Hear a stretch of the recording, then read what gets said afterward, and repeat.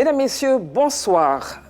Nous parlerons encore ce soir des élections régionales et locales qui se dérouleront le 2 septembre prochain sur l'étendue du territoire et ce soir, plus particulièrement, des candidatures indépendantes. Dans la sous-région, la situation au Niger fait la une de tous les tabloïds et nous allons nous interroger sur l'après-coup d'État et surtout sur les sanctions qui pleuvent de partout. Plus loin, le sommet Russie-Afrique qui s'est achevé vendredi dernier.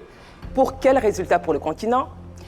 Nous allons donc évoquer durant 52 minutes ces trois sujets avec nos consultants du jour que je vous présente. Lansine Bakayoko, journaliste éditorialiste et chef du service économie à la RTI. Bonsoir. Bonsoir Eliane. Après vous, docteur Bangali Ngoran. Bonsoir docteur, vous êtes enseignant-chercheur. C'est un regard extérieur important pour nous. Merci. Sur ma gauche, Félix Boni. Bonsoir Félix, vous êtes journaliste éditorialiste, Eliane. Un habitué de ces plateaux. Et Valentin Bougueng, journaliste. Bonsoir Valentin. Bonsoir Eliane. Bienvenue messieurs, vous êtes dans le club de la presse.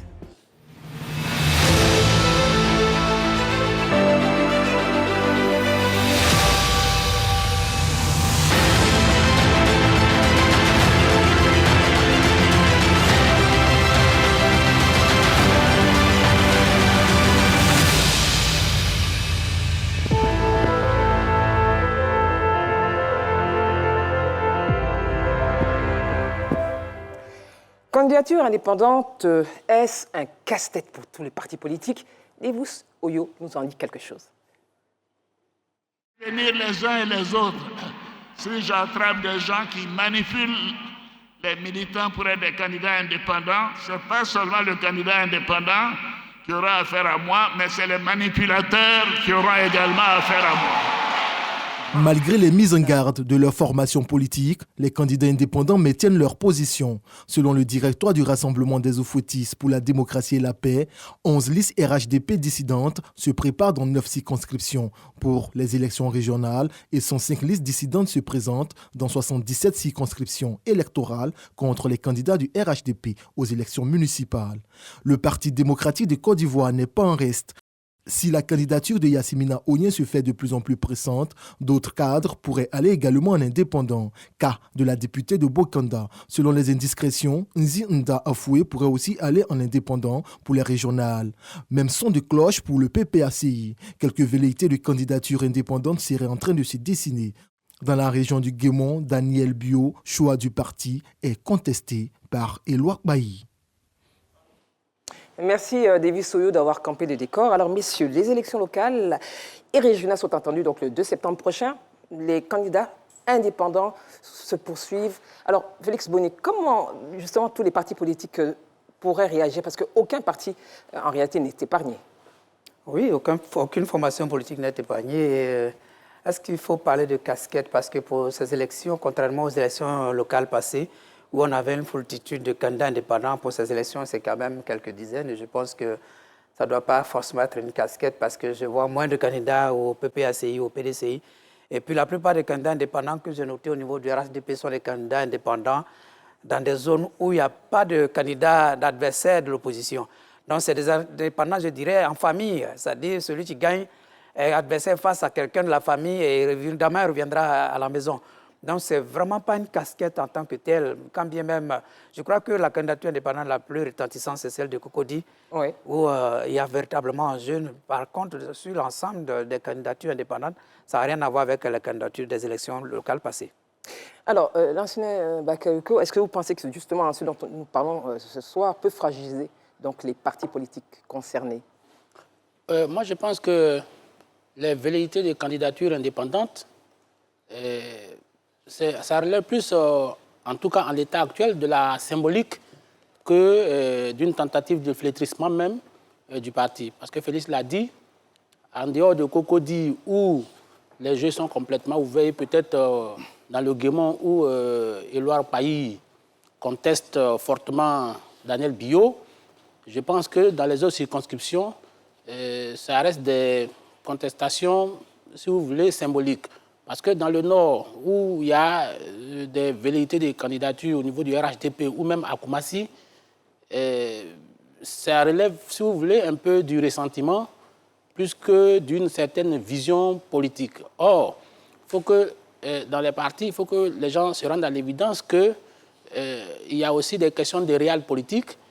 Et ça, il faut que les militants en tiennent compte. Mais ce que je veux ajouter, le problème, c'est ça veut dire que les leaders politiques n'ont plus peut-être cette hégémonie grandissante sur l'ensemble des militants. Parce que je vois mal, il y a quelques années, comment quelqu'un aurait pu contester la décision de Laurent Gbagbo.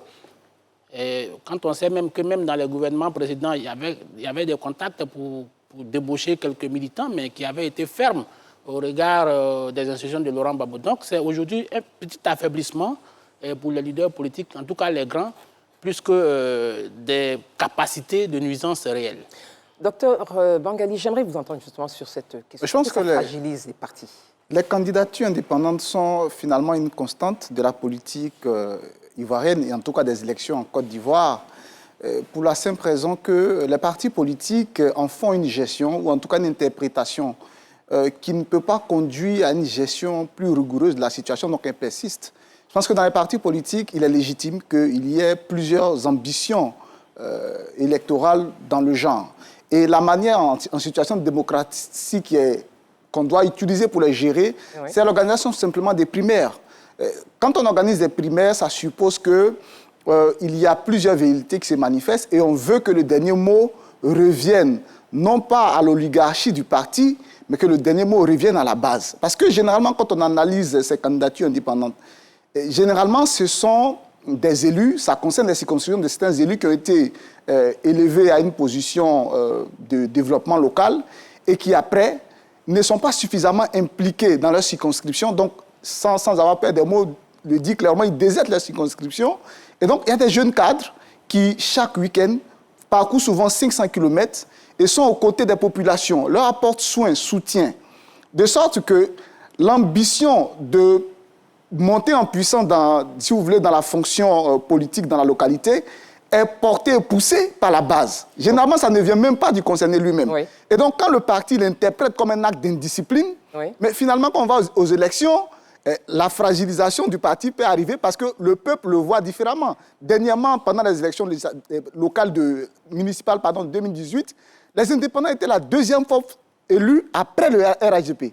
Donc, comment comprendre que les partis politiques les taxes d'indisciplinés et puis le peuple les adoube? Alors, ça veut dire que quelqu'un se trompe et s'il y a quelqu'un qui se trompe, ce n'est pas la base, ce sont les élites politiques. Alors, justement, je voudrais entendre Valentin sur cette question. On en a parlé, c'est vrai, déjà sur ce plateau, mais comme cela persiste, est-ce que les partis concernés seraient ou pourraient être fragilisés? Comme l'a dit tout à l'heure mon prédécesseur, le docteur Bangali, il y a déjà une constante qu'il faut relever, c'est-à-dire que le fait qu'il y ait des indépendants à ces élections-ci n'est pas une première. Oui. Moi, depuis plusieurs scrutins maintenant, on constate que la question des indépendants revient et donc c'est devenu pratiquement une constante de la vie politique de ces dernières années en Côte d'Ivoire. Maintenant, il y a également, comment je l'analyse, s'il y a persistance, même cette année où il y a eu quand même des menaces graves des différents chefs de partis politiques vis-à-vis de ceux qui pourraient s'installer comme indépendants, et que malgré ces menaces, ceux-ci ont persisté à présenter leur candidature, c'est qu'il y a un problème. Il y a un problème et je l'analyse de deux façons. C'est-à-dire, premièrement, la persistance des indépendants peut pouvoir induire une sorte de dynamisme au sein des partis politiques aujourd'hui qui fait que ce n'est plus le parti unique, ce n'est plus...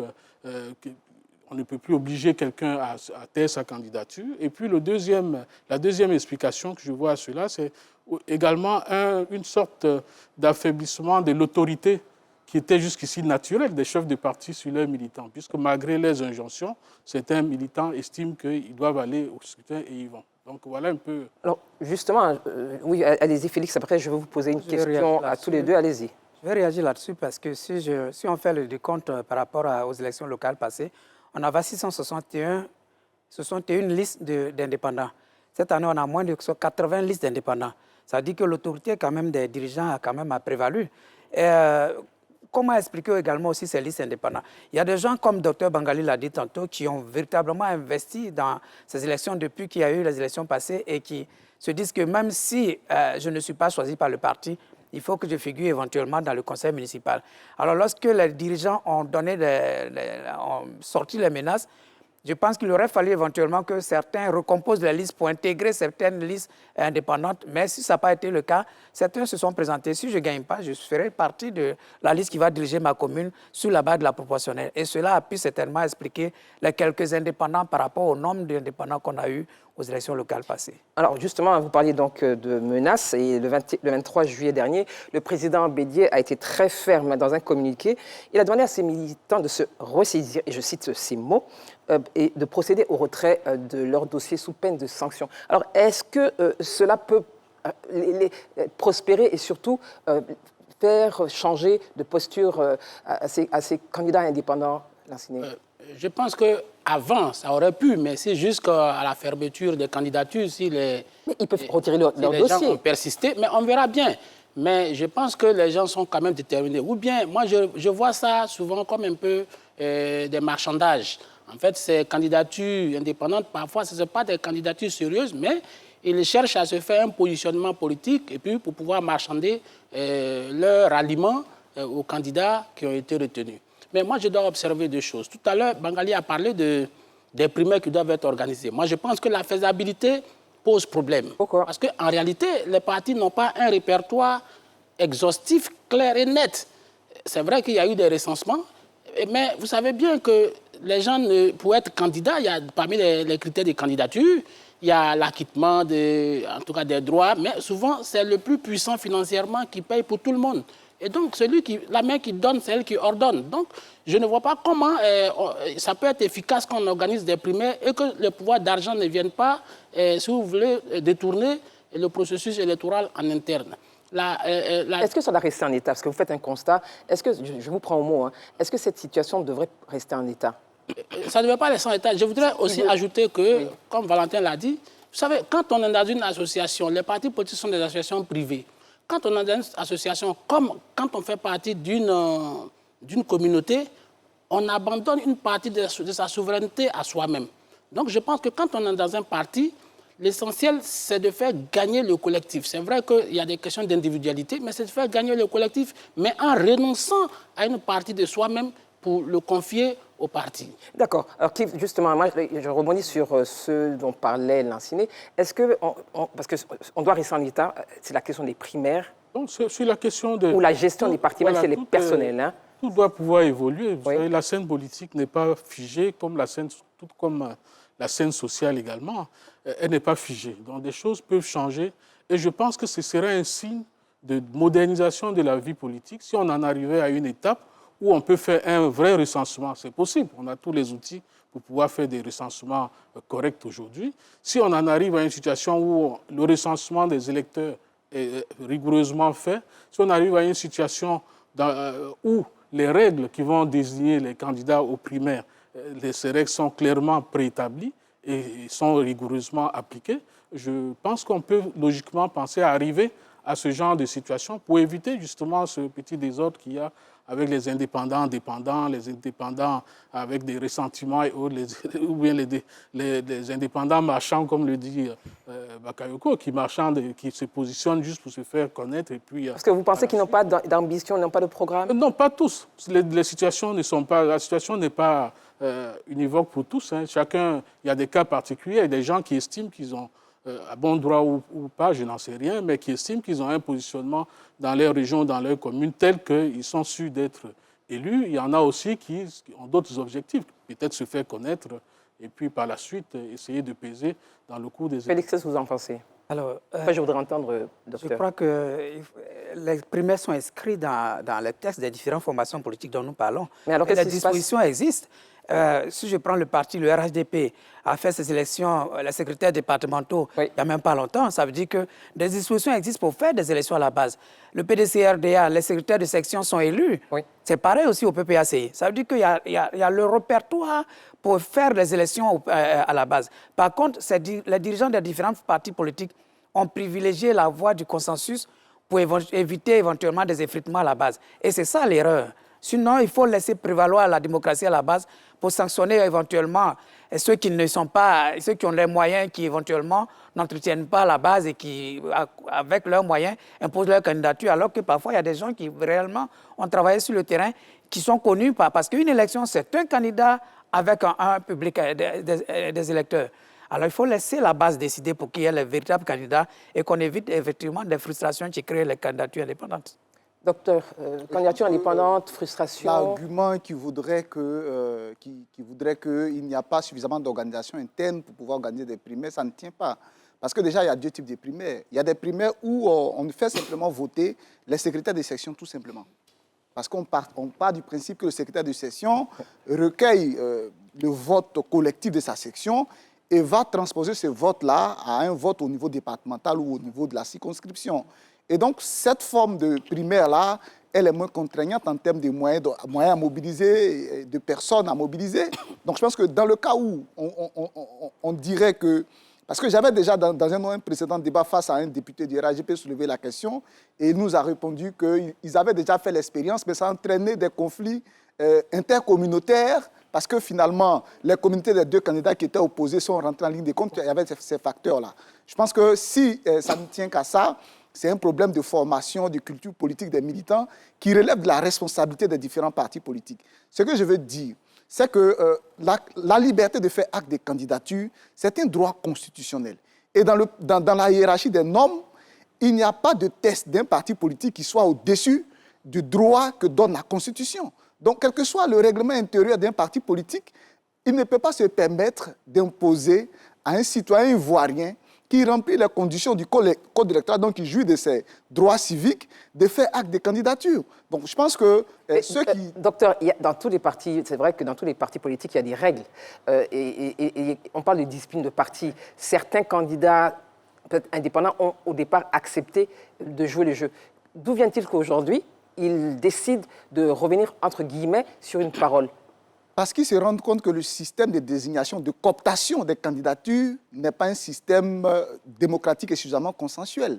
Quand vous êtes dans un parti politique où il y a un noyau dur autour du président du parti politique, qui tisse des relations d'amitié et qui tient compte, le critère désormais pour déterminer qui est candidat ou non, ne dépend pas de la base, mais d'un groupe, un noyau dur autour du président qui sélectionne. Vous parlez de partis politiques. Qui sélectionne les candidatures en fonction de ses affinités. Donc, à partir de ce moment-là, celui qui se considère lésé dans ses ambitions n'est pas tenu de se soumettre à l'arbitraire. Alors, je voudrais vraiment, par rapport à ça, juste une question que je vais vous poser à tous les quatre, et nous allons attaquer le sujet sur la CEDEAO. Tout à l'heure, dans l'élément de Davis Oyo, nous avons entendu le président de la République dire ceci. Je vais résumer. Il y a une supposition de personnes qui paierait en réalité ou entraînerait peut-être ou susciterait peut-être des indépendants. Dans ce cas de figure, qu'est-ce qu'il faut faire? Mais très rapidement, Valentin, Félix, Nassiné, si c'est le cas, docteur. Je pense que le professeur Bangali a été clair tout à l'heure. C'est-à-dire qu'il y a deux problèmes que ça pose. Il y a déjà un premier problème qui est un problème fondamental, c'est celui de la culture politique. Comme il a dit, la formation des militants à la culture démocratique. Ça reste encore un grand chantier à faire. Et ça, qui doit le faire? Mais les responsables des partis politiques en premier, puisque ce sont eux qui sont en direct avec leurs militants tous les jours. Donc ça, c'est un gros problème qui doit être réglé, la question de la formation politique des militants. Maintenant, quant aux sanctions éventuelles contre les contrevenants à la discipline des partis, c'est au libre choix des partis politiques. Chaque parti politique a ses instances, a sa liste de sanctions disciplinaires, allant parfois de la suspension jusqu'à l'exclusion. Ça, c'est les partis politiques étant par essence des associations privées, cela relève de leur autorité. Félix, est-ce que vous comprendriez ces sanctions? Oui, ce qu'Eliane disait tantôt, c'est-à-dire ces cadres qui payent des personnes qui suscitent des candidatures. J'ai traduit ce que nous avons suivi ensemble. Effectivement, le président de la République ne dit pas les choses au hasard. Il a bel et bien les informations. Et ça existe au sein de de ces trois grandes formations politiques. Et ça fait partie de la guerre de succession de ces leaders. Il y a des cadres autour du président de la République qui veulent avoir aussi une même mise, un contrôle au niveau de la formation, qui suscite des indépendants qui, s'ils sont élus, sont à leur solde, qui les financent. Et ça existe aussi bien au PDCI, au RHDP qu'au PPACI. Cela dit, en ce qui concerne les sanctions, Valentin Vialet le dit tantôt, je crois que le parti au pouvoir peut se permettre le luxe de brandir des sanctions, mais ce n'est pas aussi facile pour les opposants parce qu'un opposant, un parti d'opposition est là pour séduire, pour ratisser large et non pas pour exclure. Et je ne crois pas que les sanctions brandies au niveau de l'opposition puissent être des sanctions qui puissent prospérer. Dans tous les cas, si vous sanctionnez quelqu'un et qu'il a la possibilité de rejoindre la majorité présidentielle, c'est vous qui perdez. Qu'est-ce que vous en pensez, Lansignet, après, docteur? Moi, je pense que quand on est dans un parti, on en respecte les règles. Tout comme quand on est dans un groupement d'intérêts ou bien dans une association, on en respecte les règles. Et je pense que parfois, les intérêts du parti, de la communauté du parti, sont parfois en contradiction avec les intérêts personnels. Moi, je pense que ceux qui veulent aller nécessairement en candidature indépendante, ils peuvent avoir des raisons objectives, mais je pense que dans l'intérêt du parti, de la communauté, ils doivent pouvoir renoncer à leur candidature pour mettre les intérêts du parti devant. Parce que je pense que c'est la superstructure du parti qui connaît mieux les intérêts du parti et moins que les militants de base. Et par ailleurs, tout à l'heure, Bangali a parlé de formation, de culture des militants. Mais il faut dire que ceux qui vont dans les candidatures, dans la plupart des cas, sont dans la hiérarchie du parti.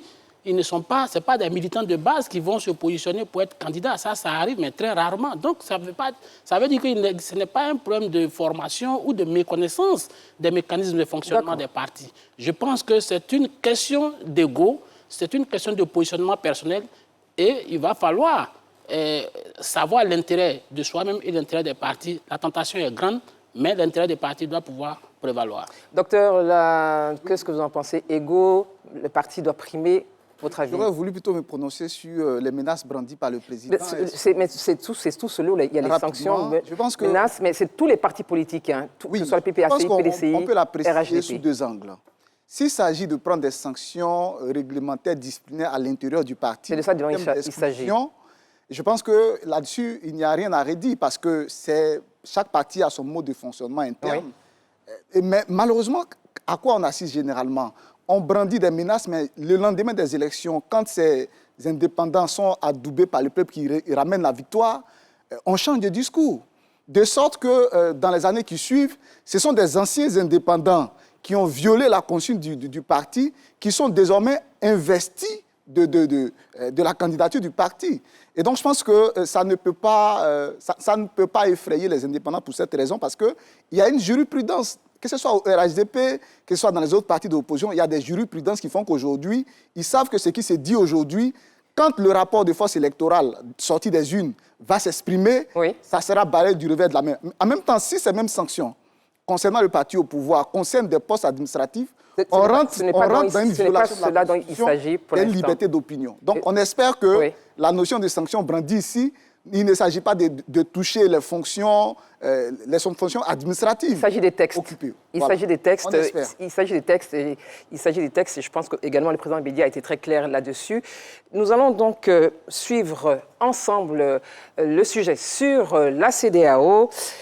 Nous avons donc assisté à un coup de force la semaine écoulée. Nous suivons avec Davis Oyo l'analyse sur ce putsch à Niamey. Regroupés au sein du Conseil national pour la sauvegarde de la patrie, CNSP, ont mis fin au régime de la 7e République. Le général Abdourahmane Tiani est le nouvel homme fort du Niger. Après son putsch, l'ancien chef de la garde présidentielle a pris la parole le vendredi 28 juillet dernier à la télévision nationale pour justifier son acte. Entre autres, la dégradation de la situation sécuritaire du Niger et la crise socio-économique. L'Élysée, la Maison-Blanche, l'Union européenne, l'ONU et la CEDEAO condamnent ce coup de force et demandent la libération du président Bazoum et sa famille, y compris le retour à l'ordre constitutionnel. Les faits se sont déroulés le mercredi 26 juillet dernier. Dans la matinée, les éléments de la garde présidentielle ont pris en otage le président Bazoum et sa famille. Après d'intenses négociations, l'armée a apporté son soutien aux putschistes. Avec elle, une frange de la population descendue dans la rue pour manifester sa joie. Des véhicules de personnalités proches du pouvoir ont été incendiés et les bureaux du parti présidentiel saccagés. Selon les observateurs, ce coup de force vient remettre en cause la démocratie retrouvée au Niger depuis quelques années. Alors, messieurs, nous avons donc été à Niamey avec ce coup de force. Petit rappel quand même historique, hein, même si c'est vrai que les choses ont été très très vite. On est parti d'une mutinerie mercredi dernier, un coup d'État le lendemain par la garde présidentielle avec à la clé le ralliement de plusieurs corps d'armée. Vendredi, le général Abdourahmane Tchani, chef de la garde présidentielle, annonce sa prise de pouvoir. Le président du Conseil national pour la sauvegarde de la patrie, c'est le SIG CNSP, n'a pas été tendre avec le président Bazoum. Quel est votre constat, docteur? Déjà, le premier constat, c'est que dans le cas du Niger, c'est une constante parce que, disons que dans leur histoire, la seule exception, c'est le président Issoufou, qui a été le seul président élu qui n'a pas été renversé par des militaires. Dès le départ, en 1974, le président Mani Diori, qui est venu au pouvoir par des élections, a été renversé par Sénou Kouché. Et donc, après lui, lorsque les élections ont été organisées, et Ousmane Maman est arrivé au pouvoir, il a été à son tour renversé par Ibrahim Baré Maïna Sarra avant que le président Mamadou Tandja ne soit lui aussi à son tour renversé par le général Djibo plus récemment. Alors aujourd'hui, disons que c'est au tour du président Bazoum d'être renversé par un autre général, le général Tchani. Donc dans l'histoire du Niger, c'est quelque chose pratiquement qui relève du non-événement. Mais dans le contexte particulier actuel, d'un Sahel qui aujourd'hui dirigeait pratiquement tous les pays du Sahel, c'est devenu la norme, un Sahel déstabilisé et qui, dans l'entendement des partenaires internationaux, dans l'entendement de la CEDEAO, devait plutôt évoluer vers le renforcement des institutions de l'État pour que ces institutions devenues légitimes et plus fortes puissent être confrontées à la menace qui s'oppose aux menace terroriste. On se retrouve à faire un réveil brutal, parce qu'après avoir exercé la pression sur le Mali, le Burkina, la Guinée, ce qu'on aurait aimé, c'est que cela serve d'exemple et dissuade, parce que tout ce qui a été aujourd'hui exercé comme sanction contre le Mali, la première fonction, c'était la fonction dissuasive. Mais au lieu que cela dissuade de nouveaux coups d'État, on se rend compte qu'au contraire, cela a conduit à une situation au Niger auquel on ne s'attendait pas. D'accord. Aujourd'hui, tous les regards sont vers la CEDEAO, des sanctions ont été prises. On en parlera tout à l'heure. On parlera de on va en parler. ce qui sera de cette... On en parlera tout à l'heure, docteur. Félix, quel est votre avis? Le constat, 3 jours, coup d'État. Parce que le Niger, pour emboîter le pas à Dr Bangali à sa 7e République, c'est-à-dire si ce coup d'État a réussi, le Niger va passer à une 8e République, d'autant plus qu'ils ont suspendu la Constitution. Cela veut dire qu'éventuellement, ils vont revoir la Constitution. Mais pour moi, ils a évoqué 2 raisons. C'est-à-dire la détérioration de la situation sécuritaire et un problème économique. Alors, quand on regarde véritablement la situation du Niger, c'est vrai que le général qui a pris la tête du Tchani vient de la région de Tillabéri, qui est la région proche des 3 frontières, qui est la région qui subit beaucoup d'attaques, mais il est au cœur du dispositif militaire. Alors, quand je prends le discours, le tout dernier discours du président burkinabé, ces raisons ne semblent pas être la raison prioritaire. Le président burkinabé qui dit qu'il ne pouvait pas bien coopérer avec les ex-dirigeants, mais maintenant que les nouveaux dirigeants sont là, le président Ibrahim, le capitaine, il veut dire par là que désormais, nous sommes tous des militaires et nous allons composer ensemble pour lutter contre l'hydre terroriste, comme s'il avait souhaité éventuellement ce coup d'État, comme si quelque part, ils se concertaient, ils s'entendaient. Éventuellement, ça ne m'étonne pas parce que depuis la visite du général Modi, soit dit en passant, les noms parfois, il faut se méfier parfois des noms, c'est juste pour rigoler.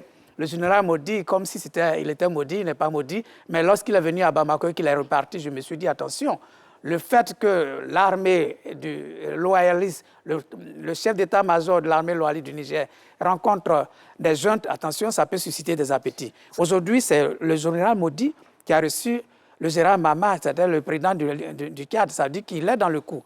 Donc, il faut faire attention à l'expansion de l'hydre, j'allais dire, des juntes militaires qui, derrière tout ceci, se trouve une autre grande puissance qu'on appelle la Russie. Il ne faut pas se voiler la face, une extension de la Russie dans la zone sahélo-sahélienne de l'Afrique. Tous les corps d'armée ont rallié le général Tchiani, Valentin. Tous les corps d'armée, y compris les pompiers.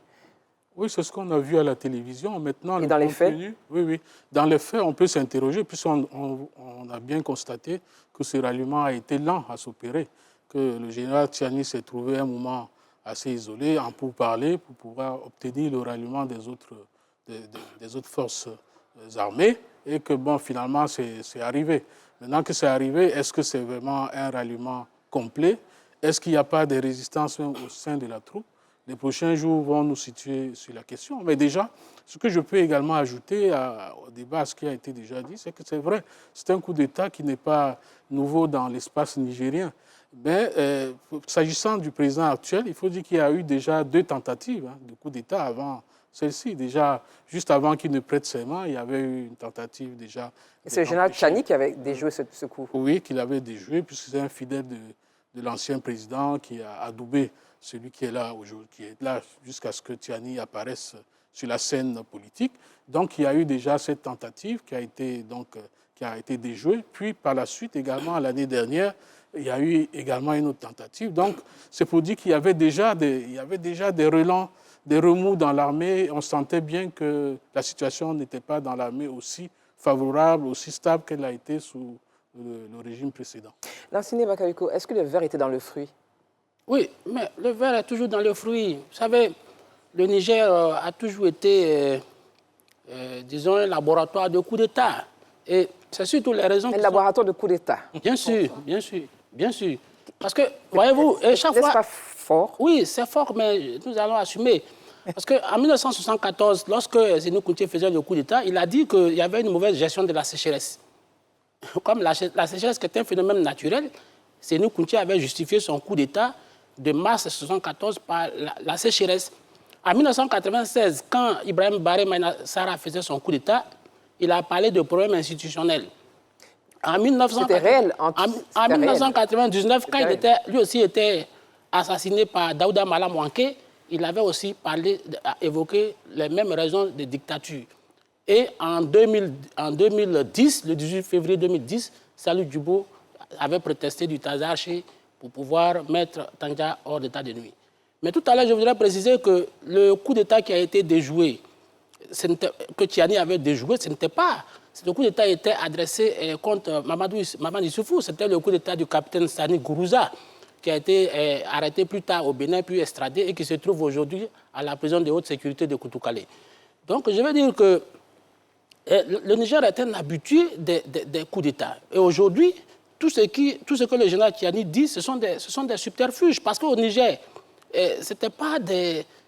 Il y a un langage, il y a une lexie aujourd'hui politique qui est adoubée par la population, l'antifrancisme. Et donc, l'anti-occidentalisme qui est aujourd'hui la norme et qui est le prétexte aujourd'hui tout trouvé pour l'ensemble de ceux qui ont des velléités de prise de pouvoir anticonstitutionnelles, de pouvoir le faire sans coup féri. Vous voyez que c'est la même terminologie qui est utilisée aussi bien par le colonel Koïta, le capitaine Ibrahim Traoré, que par aujourd'hui le général Tchiani. Alors justement... Et ça, c'est une véritable crainte pour l'ensemble de la sous-région. Justement, on se retrouve aujourd'hui avec 4 transits. Enfin, pour l'instant, bon, c'est vrai qu'il y a encore des discussions au niveau du Niger, mais il y a la Guinée, dont on ne parle pas très souvent en réalité, mais plutôt le Mali, le Burkina Faso, peut-être à cause des questions sécuritaires. Et aujourd'hui, le Niger. On a vu les manifestations aujourd'hui à Niamey contre des intérêts français. Comment vous expliquez cela? On l'a vu au Burkina déjà il y a quelques mois, le Mali aussi. Docteur, comment vous expliquez cette montée? L'explication est logique. Anti-française. Je considère que le président Bazoum a été élu en 2021 et une année après, il permet à la force Barkhane, qui était en situation sur le départ au Mali, de pouvoir se réinstaller à l'intérieur de ses frontières sans avoir sous aucune forme consulté, je dirais, la volonté de son peuple. Il a pris la décision de manière discrétionnaire et par la suite, il y a eu des manifestations, il y a eu au nom de la société civile... En tant que chef d'État, il n'a pas ce droit? Oui, il a ce droit. il a ce droit, mais en même temps aussi, la population a le droit de contester cette décision. Et c'est ce qu'elle a fait. Elle a fait connaître son désaccord à travers des manifestations qui ont été dispersées. Donc déjà, au niveau de la société civile, l'idée circulaire que ce chef d'État-là est un chef d'État à la solde de l'Occident. Et étant donné qu'actuellement, disons, le vent du moment a une sorte de dynamique de ralliement des peuples à une cause, et après donc, si vous voulez, le ralliement de la population des autres pays, le Burkina, le Mali, la Guinée, eh bien, les Nigériens ont eu un nouveau credo de mobilisation, que ce soit la société civile, que ce soit certains partis politiques. Et donc, ils ont entretenu la conscience nationale autour de cet idéal-là, de sorte qu'aujourd'hui, avec le coup d'État, en quelque sorte, il y avait déjà le terreau fertile qui avait été déjà préparé par la décision du président nigérien de faire entrer Barkhane sur son territoire sans consulter l'avis de son peuple. Alors moi, je voudrais quand même juste rebondir sur ce que vous dites. Hein. C'est son pouvoir discrétionnaire. Quand on parle des populations, et de quelle population parle-t-on Valentin, Félix Lancené, de quelle population parle-t-on? Celles qui se sont, en tout cas, qui ont manifesté. La société civile, moi je pense à la société civile qui a manifesté, qui s'est plaint, qui a dénoncé le fait que le président ait pris la décision de façon unilatérale. Peut-être, est-ce que, là aussi je me suis posé encore une question, est-ce que le président devait consulter le peuple, l'Assemblée nationale, réunir l'Assemblée nationale pour leur poser le problème et qu'il fallait légiférer là-dessus? Je ne le pense pas. Une chose est certaine, c'est qu'il y a une certaine opinion anti-française qui souffle sur l'Afrique francophone, et je ne dirais même pas sahélienne, mais l'Afrique francophone. Et il faut le dire également aussi, moi, je ne suis pas forcément partisan de ce vent anti-français, mais je le dis, de toutes les colonies, tous les États qui ont colonisé en Afrique, on ne parle plus de l'Angleterre, on ne parle plus de l'Allemagne, on ne parle de personne, mais on ne parle que toujours de la France. Et la France doit revoir sa politique en Afrique pour éviter qu'on ait encore ces bruits qui vont jusqu'à déstabiliser nos systèmes. Parce que nos États sont obligés quand même de commercer quand même avec la France comme un État, mais on n'a pas l'impression qu'entre la France et nos États, il y a une sorte de partenariat d'égal à égal, il y a une sorte de supradomination française, un colon qui continue d'avoir les autres comme colonies, et ça, les Africains ne sont pas prêts à l'accepter. Moi, je fais partie de ces Africains qui n'est plus prêt à se considérer comme un peuple en dessous d'un autre peuple. On doit commercer d'égal à égal avec les autres. Donc, il y a une sorte d'autodétermination des peuples par rapport à la France qui, quand même, a une présence encore envahissante en Afrique. Mais c'est un partenariat. Écoutez un peu les discours des chefs d'État au BRICS, y compris le discours de Sassou Nguesso. Quand vous écoutez tous ces discours, on a l'impression que tout le monde en a un peu marre par rapport au poids de la France. Il y a 54 États sur le continent. Je voudrais vous entendre justement. Qu'est-ce qui se passe? Est-ce qu'il y a vraiment... Encore une fois, j'insiste, les populations, mais de quelle population parle-t-on? Oui, vous savez... Celles qui s'expriment ou celles qui ne s'expriment pas? Bon, en général, moi, je suis très mitigé sur la question du peuple. Parce que vous savez, le jour qu'il y a eu le coup d'État, le 26, il y a une partie du peuple qui était en désaccord total avec le changement anticonstitutionnel qui s'est manifesté, mais vous avez vu qu'il y a eu des tirs en direction de cette population. Donc la notion de peuple ou de population qui serait pour ou contre reste pour moi relative. Vous savez, aujourd'hui, il y a cette diabolisation qui est devenue quasiment systémique de la France aujourd'hui. Tout le monde sait que ça fait recette au niveau de l'Afrique. Et moi, je pense que c'est les dictatures les plus féroces en Afrique qui trouvent comme alibi l'Occident qui serait très présent. Vous avez vu que ce sont les échecs des politiques intérieures qui sont attribués à d'autres. Si vous voyez en Russie, on en reparlera, mais c'est tous les chefs d'État qui ont fait des échecs ici, qui ont échoué dans la mise en place de leur politique, qui n'ont pas réussi à donner le bonheur qu'ils avaient promis à leur population, qui vont se réunir en Russie et faire croire que c'est la France qui est le responsable de leurs échecs. Vous savez, même au niveau des questions de ralliement, quand Ibrahim Traoré a pris le pouvoir et qu'il avait du mal à mobiliser, il a suffi qu'ils disent que les forces spéciales françaises qui sont stationnées à Cambouensin veulent attaquer le palais présidentiel de Ouagadougou, qu'il y a eu un ralliement. Vous savez, la même stratégie a fonctionné aussi au niveau du Niger, à peine était-il en difficulté, ils ont dit « Ah, la France est en train de mijoter une tentative de renversement de la situation en faveur de Mohamed Bazoum. » Et donc, je pense que ce sont les échecs... Ce sont les échecs de nos politiques qui font qu'ils trouvent un autre bouc émissaire en la France. Et vous savez, ce n'est pas seulement la France. Ce sont les dictatures, je reviens. Au Zimbabwe, lorsque ça n'allait pas du tout, quand Mugabe n'arrivait plus, ils ont accusé la Grande-Bretagne. Ce sont les échecs. On s'éloigne du sujet. Je voudrais entendre Valentin et nous allons parler rapidement de la CEDEAO et des sanctions. Cette question, premièrement, il n'y a pas un peuple qui est totalement uni pour une cause ou derrière un candidat ou un autre. L'opinion publique est divisée au Mali, au Niger, comme au Mali, comme au... C'est pas tous qui ont une posture précise. Donc ça, il faut déjà le dire. Maintenant, il n'y a pas eu de processus électoral, de suffrage pour savoir quelle est la majorité. La majorité serait-elle en faveur des putschistes ou en faveur de l'autre parti? Ça, on n'en sait rien. Mais on ne peut pas dire d'emblée que le peuple est tout de go derrière tel individu ou tel autre.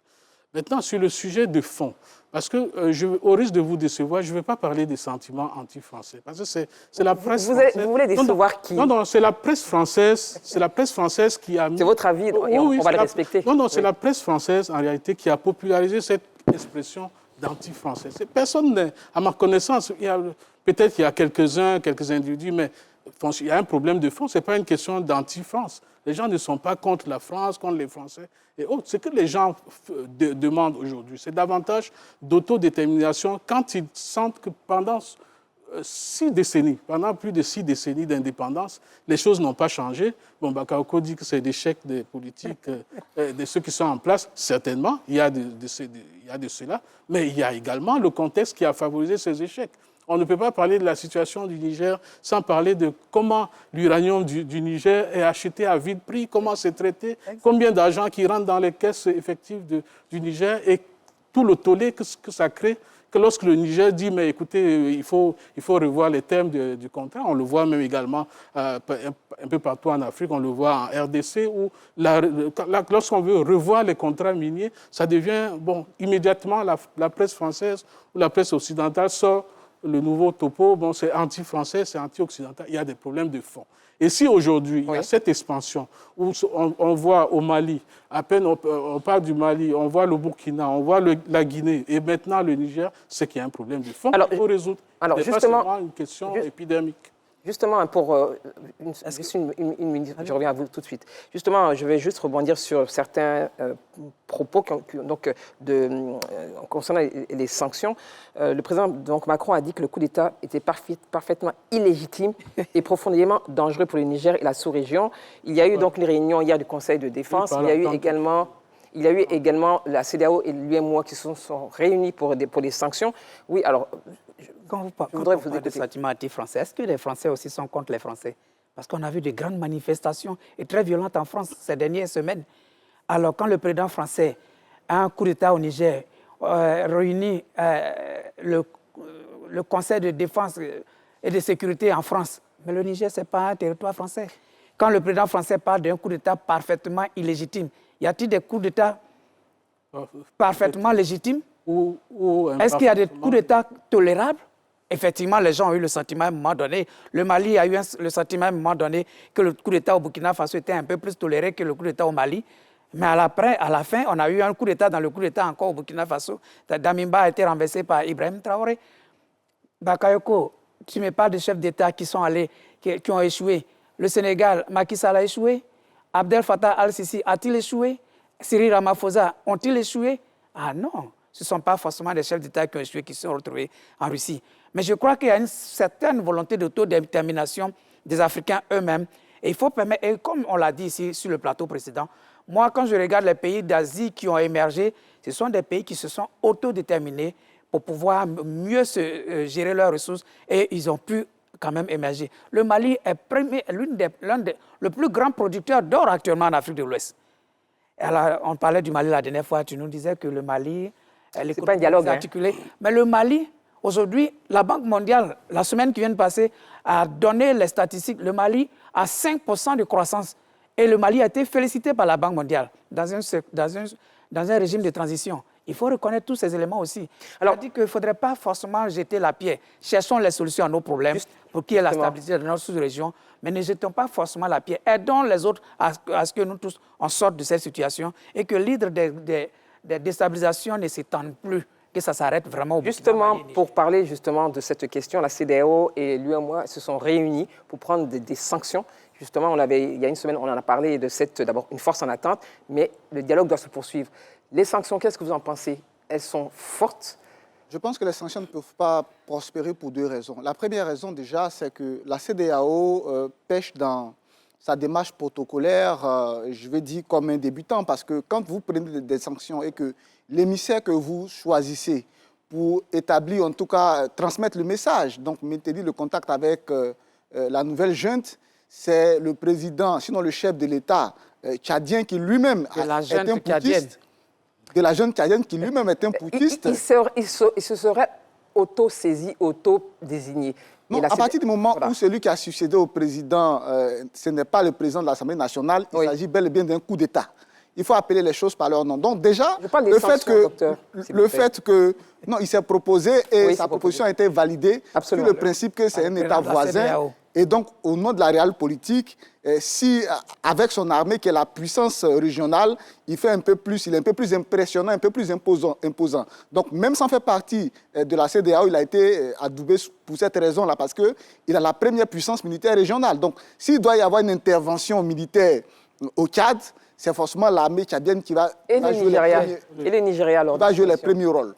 Le Nigeria, aujourd'hui, est suffisamment occupé avec Boko Haram pour aller s'embourber dans un autre conflit. La deuxième raison pour laquelle ces sanctions ne vont pas prospérer, c'est que nous sommes dans un contexte aujourd'hui de réactivation de la guerre froide, qui fait qu'au niveau international, il y a aujourd'hui que tous les États qui sont sanctionnés dans notre région avec l'appui du bloc occidental, généralement sont poussés dans les bras d'un nouveau bloc qui s'est reconstitué, c'est-à-dire le bloc Est, composé notamment de la Russie, de la Chine, de l'Iran.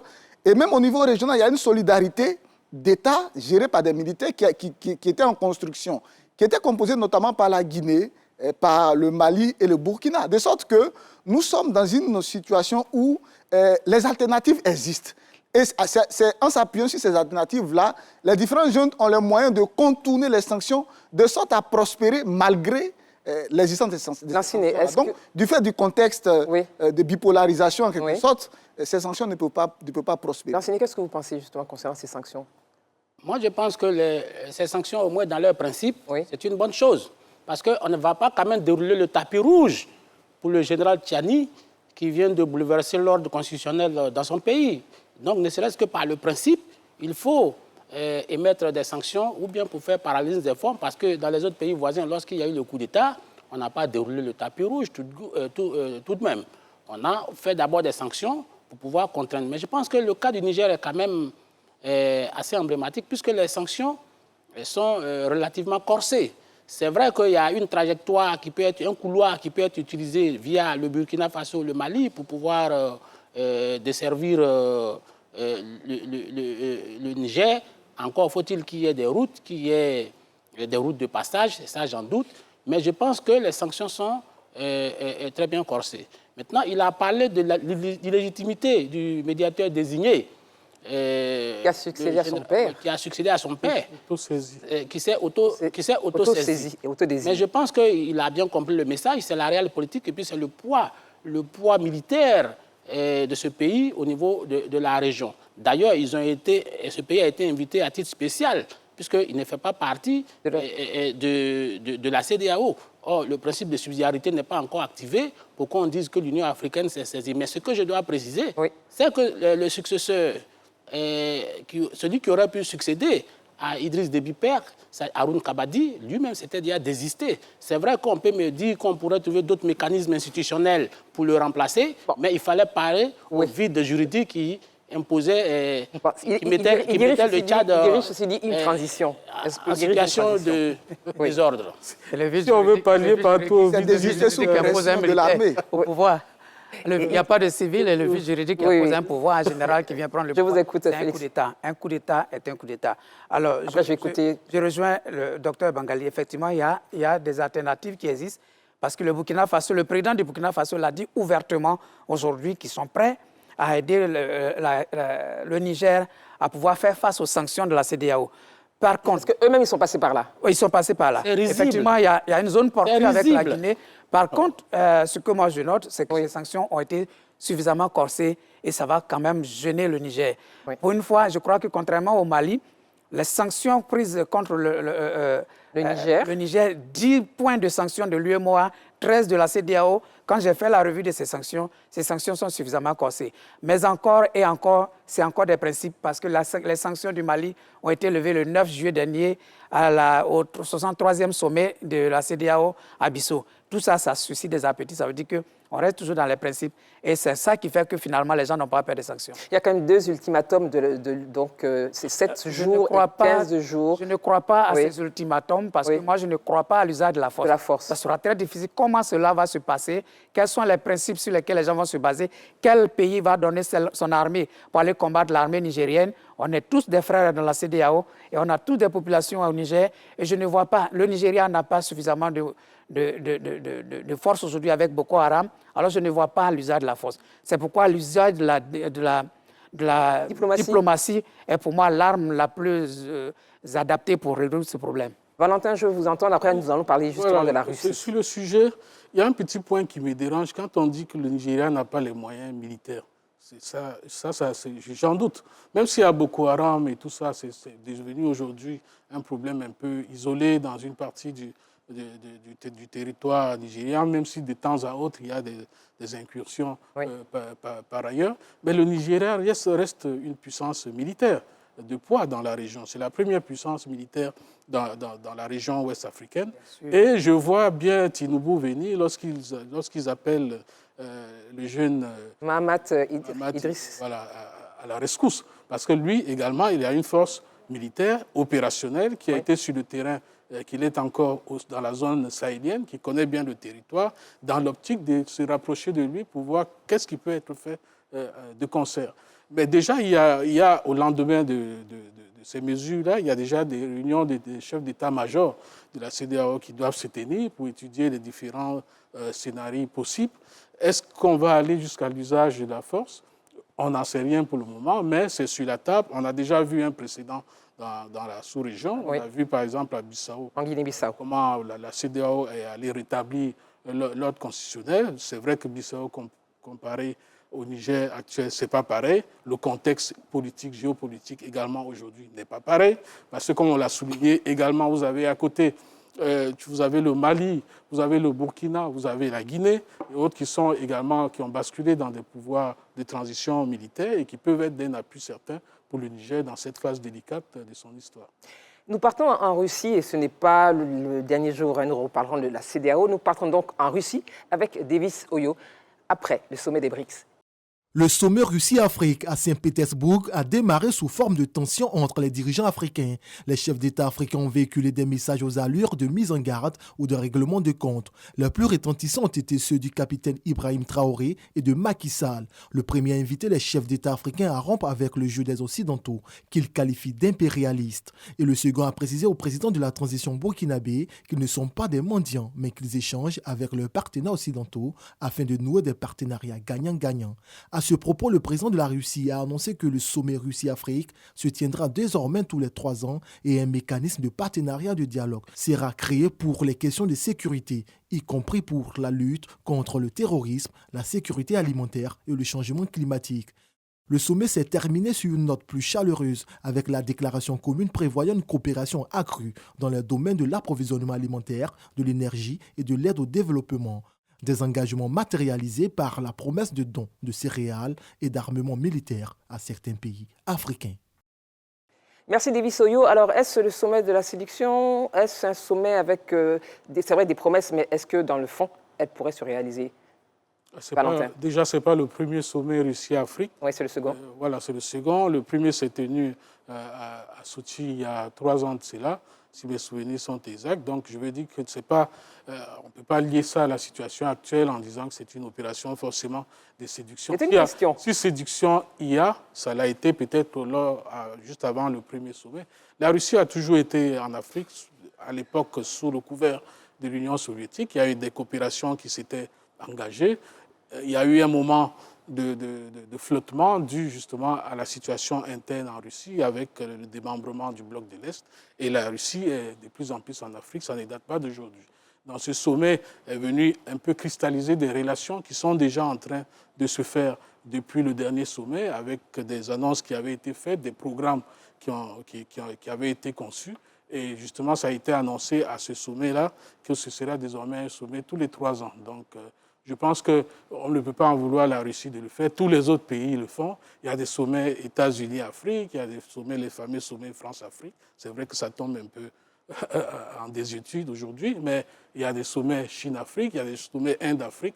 Donc aujourd'hui, l'Afrique a retrouvé, je l'ai souvent dit sur ce plateau, a retrouvé un intérêt stratégique qu'elle avait perdu un moment. Et il y a plusieurs acteurs qui veulent absolument, en tout cas les acteurs internationaux de poids aujourd'hui, se disent qu'ils ont un intérêt à avoir un pied en Afrique. Donc l'Afrique est de plus en plus un territoire convoité. Et dans sa globalité. Dans sa globalité. Et c'est aux Africains de savoir comment profiter donc de cette diversité d'acteurs pour pouvoir se frayer un chemin vers Félix, qu'est-ce que vous en pensez? Justement, il a bien cité les différents sommets Chine-Afrique, USA-Afrique, France-Afrique, UE-Afrique. Alors, l'Afrique est devenue comme un gamin que chacun invite pour lui faire des promesses. Comme un gamin? Oui. Je vais te donner un bonbon. Chacun invite l'Afrique, c'est-à-dire tout un continent, chaque fois dans un État, c'est-à-dire chaque État invite tout un continent, chaque fois 54 pays pour venir, chaque fois lui faire des promesses. Et les promesses, on n'en finit point. France-Afrique, la TICAD au Japon, Chine-Afrique, USA-Afrique, Inde-Afrique. Alors, tous les États, chaque État, Afrique. Moi, je pense que le seul sommet qui vaille, c'est les Africains eux-mêmes, à eux-mêmes de se retrouver, de décider de ce qu'ils peuvent faire entre eux, qu'il y ait une bonne coopération sud-sud déjà entre nous en Afrique. Il y a des États prospères qui peuvent tirer des États en Afrique. Le Maroc commerce avec pratiquement la plupart des États en Afrique subsaharienne. Il y a l'Algérie, il y a l'Égypte, il y a l'Afrique du Sud. On a des États, entre nous déjà, on peut commencer à s'entraider. Le commerce n'a pas lieu. Est-ce qu'il n'y a pas de partenariat entre Sud-Sud? Oui, mais il faut justement, c'est pourquoi je regardez le sommet, par exemple, pour abonder dans ce sens-là. Ces sommets-là, vous trouvez plus de chefs d'État africains qui y vont que lors des sommets de l'UA. Le sommet de l'UA à Addis Abeba, auquel j'ai participé au moins à 3 à 4 sommets, mais chaque fois, ils prennent les avions, ils s'en vont dans les États pour s'entendre prononcer et répéter les mêmes promesses. C'est les mêmes promesses que font les sommets France-Afrique, USA-Afrique, TICAD, Chine-Afrique, c'est les mêmes promesses partout. Alors pourquoi pas entre nous, le sommet de l'Union africaine, pour que nous puissions nous resserrer. Le NEPAD, où en sommes-nous? La ZLECAf, où en sommes-nous? La libre circulation des personnes et des biens. Le sommet de la CEDEAO, le 63e sommet, en a parlé. L'autoroute Abidjan-Lagos, où en sommes-nous avec tous ces éléments qui devraient renforcer le commerce entre nous, au lieu d'aller chercher le bien-être ailleurs. Mais c'est pour tout ça que nos jeunes traversent la mer parce qu'ils voient l'Eldorado de l'autre côté par nos chefs d'État à tout moment. C'est un autre débat et je pense qu'on ne peut pas vivre en autarcie. Lancine, je voudrais vous entendre justement. Je voudrais rebondir là où Félix a terminé. Le commerce intra-africain, c'est moins de 3%. C'est là que tu vois toute la duplicité de notre élite politique. Mais en quoi est-ce que le sommet France-Afrique est différent du sommet Russie-Afrique? Sauf qu'en Russie, il y a eu du folklore. En quoi? Vous basez sur quoi pour dire ça? Le folklore, oui, mais vous voyez, le discours du capitaine Traoré, mais c'est un discours chimérique. C'est un discours folklorique. C'est son avis. C'est sans intérêt. C'est son avis. C'est sans objet. C'est de la propagande. Mais encore que le sommet France-Afrique, il y a, dans les délégations, il y a des hommes d'affaires. Il y a le MEDEF. Il y a des contrats qui se tissent entre opérateurs économiques. En Russie, qu'est-ce que nous avons vu? Qu'est-ce que nous avons vu? Et des promesses. Si ce n'est aller s'exhiber. C'est là. Il y a eu des promesses. Oui, mais c'est là. Mais des promesses sans lendemain, ça se voit. Ça se voit. C'est là où on mesure toute la duplicité de nos chefs d'État. Je vous ai dit tout à l'heure que c'est quand on a échoué en Afrique ici à implémenter nos politiques qu'on va trouver un bouc émissaire en Russie en disant, si vous voyez, parce qu'en réalité, en allant en Russie, ils parlent plus à la population, à leur propre population. C'est de leur dire, si vous n'avez pas l'eau chez vous, si vous n'avez pas l'électricité, c'est la France qui fait, voilà pourquoi je vais chercher un nouveau soutien en Russie. Voilà le message. Voilà le message. Et donc, moi, je pense que ça, c'est une duplicité. Ça, c'est contre-productif. Encore, j'ai été grandement humilié quand j'ai vu que les Africains vont chercher des céréales en Russie. La plus grosse surface arabe se trouve dans la zone sahélienne où on fait du maïs, on fait du blé, on fait du sorgho. Et on va chercher des céréales en Russie. Mais il n'y a pas que ça. J'ai eu honte d'être africain. Il n'y a pas que ça. Il n'y a pas que ça, Nassini. Je voudrais juste écouter le docteur, parce qu'il y a d'autres sujets. Et on va devoir conclure. On reparlera de la Russie. Allez-y. La Russie s'est progressivement imposée, en tout cas depuis son retour en 2008, comme un partenaire important en Afrique. Parce qu'au sorti de la guerre froide en 1992, la Russie s'est retrouvée dans l'obligation de fermer 9 anciennes ambassades de l'URSS sur le continent africain. Et avec l'embellie économique favorisée par la montée des coûts des matières premières, la Russie revient sur le continent. Et quand elle revient, elle comprend très vite. La Russie vient en conquête militaire. La Russie vient en conquête militaire, en conquête territoriale. Commerciale. Ils viennent en conquête territoriale. Laissez le docteur s'exprimer. Y compris. Donc la Russie revient avec des idées, des propositions. Et à l'intérieur de ces idées-là, il y a l'élément essentiel, c'est de répondre à des besoins africains.